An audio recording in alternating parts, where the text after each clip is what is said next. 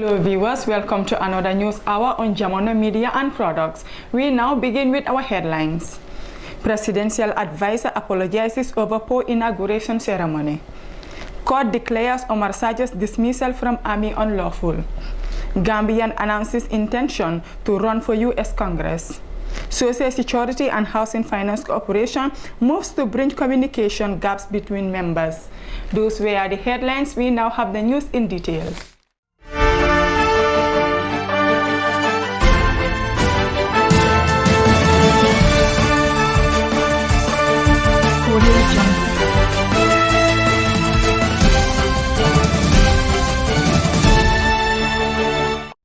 The Deputy Youth Presidential Advisor and key member of the National People's Party has admitted that last Wednesday's inauguration ceremony of President Adama Barrow was not properly organized.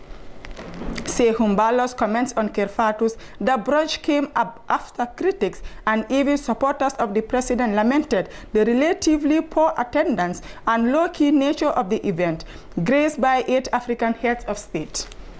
Most members of the opposition said they were not invited, and the APRC faction that backed President Adama Barrow were only given 50 invitation cards and were not given any role in the organization of the ceremony. Confronted with these observations, Mr. Sehu Ceesay said a mistake was made when the entire organization was left to be led by civil servants. Since it was a national event, it was felt that it should be organized by a body led and comprising civil servants from office of the Vice President and among others.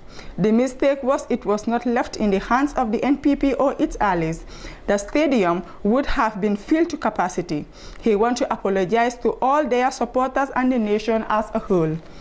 It could have been better. When they have 8 heads of state in the town, everyone should have been aware of the excitement in town, but that did not happen. They have to apologize, Mr. Mbalo said. However, according to Mr. Mbalo, Mr. President Adama Barrow has used the occasion to put across a lot of positives in terms of his plans to heal the nation, reconcile everyone. He even extended a hand to the opposition to join him in running the country. That is very important, and every Gambian should be proud that the country has emerged from the election in peace and harmony, and a president who has declared that he is going to serve everybody whether you support him or not, Mr. Mbalo said. Justice F.A. Achingowa of the High Court in Banjul has declared that the termination of the services of Omar Sarge, a soldier, by the then Chief Defense Staff in 2017 was a clear contravention of the 1997 Constitution.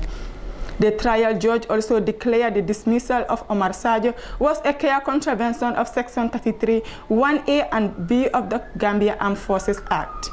The judge delivered this judgment is a civil matter filed by the applicant, Omar Sarge, against the Chief of Defense Staff and the Attorney General and Minister of Justice.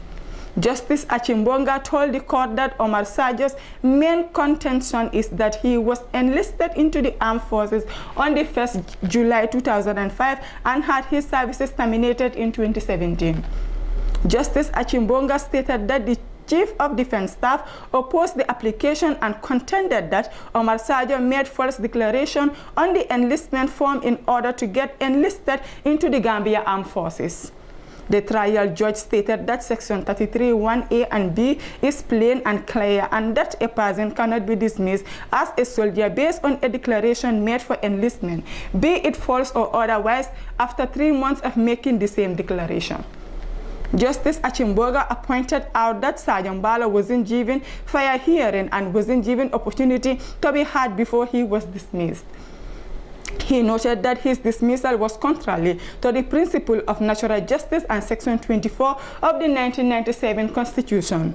Justice Achimboga declared that the CDS does not have that power to dismiss the applicant in 2017 based on his declaration made on the 1st July 2005 for enlistment, and by his dismissal was contrary to the law.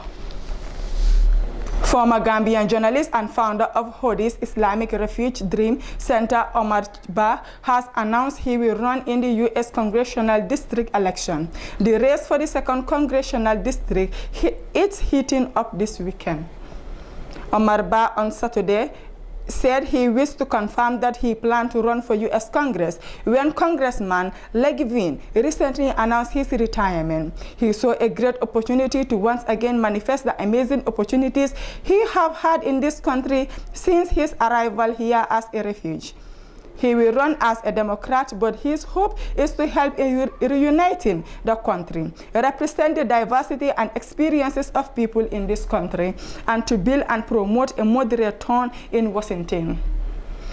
Omar Ba, who is the founder and executive director of the Refugee Dream Center, Inc., says there are numerous issues to tackle, such as safe and affordable housing, healthcare, education, homelessness, crime, and climate change. He is not a career politician and therefore hopes to help minimize the political polarization and promote the interests of the American people, especially hot Islanders. He also hopes to be a source of inspiration for folks from various ethnicities who might, as a result, have the audacity to try out the American dream and the possibilities abound. The Social Security and Housing Finance Corporation has commenced discussions with members and stakeholders to promote open communication and member participation in decision-making. The cooperation brought together members of different institutions ranging from National Provident Fund, NPF, and Federation Pension Scheme, FPS. The meeting gives members the opportunity to close ranks with elect board representatives Abubakar Dabo and Mimunatu Jenusa Kamara. The half-a-day session organized by the corporation witnessed the formation of executive committees for both the NPF and FPS, and the committee should be responsible for holding regular meetings with their Social Security and Housing Finance Corporation board representatives. During these meetings, the NPF and FPS reps will propose for interest for members and seek answers about concerns raised by members. Addressing the meeting, Mrs. Mu'minatu Kamara said the formation of the executive committees is the first of its kind in the history of the corporation. She said the committee will work collectively and take the opportunity to ask questions, give due attention to the committee, and come up with a strategy to make sure it achieves a common goal that will be beneficial to members. This was the reason why they decided to form an executive group in order to make communication easy between the board and members, she said. Also addressing the meeting, Abubakar Dabo said, as FPS members, they thought there wasn't much transparency in terms of flow of information. So because of that, they thought it was necessary to come with measures to address these issues. He said the committee is now working on a strategic way to ensure communication and flow from their member organization to their executive, representatives, and to the board. They think it is very fundamental, and it has been the first since the existence of Social Security and Housing Finance Corporation. This meeting is hosted to make sure that they establish an executive that will be meeting regularly on behalf of all the members. They will serve as channel of members to express their views on work delivery to the Social Security and Housing Finance Corporate Board, Dabo said. Mr. Dabo said since setting up of the committee, it has managed to validate a strategic plan for Social Security and Housing Finance Corporate Information Management System, which is a new IMS mechanism to harmonize all the work of the Social Security and Housing Finance Corporation, he added. Those were the stories for our today's newscast, but before we take a leave of you, let's take a recap on our top stories. Presidential advisor apologizes over poor inauguration ceremony. Court declares Omar Sajo's dismissal from Army unlawful.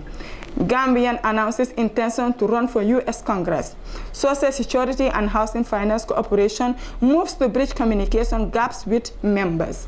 Those were the stories. Thank you for joining us. I am your presenter, Mariama Gillen. Do have a nice day.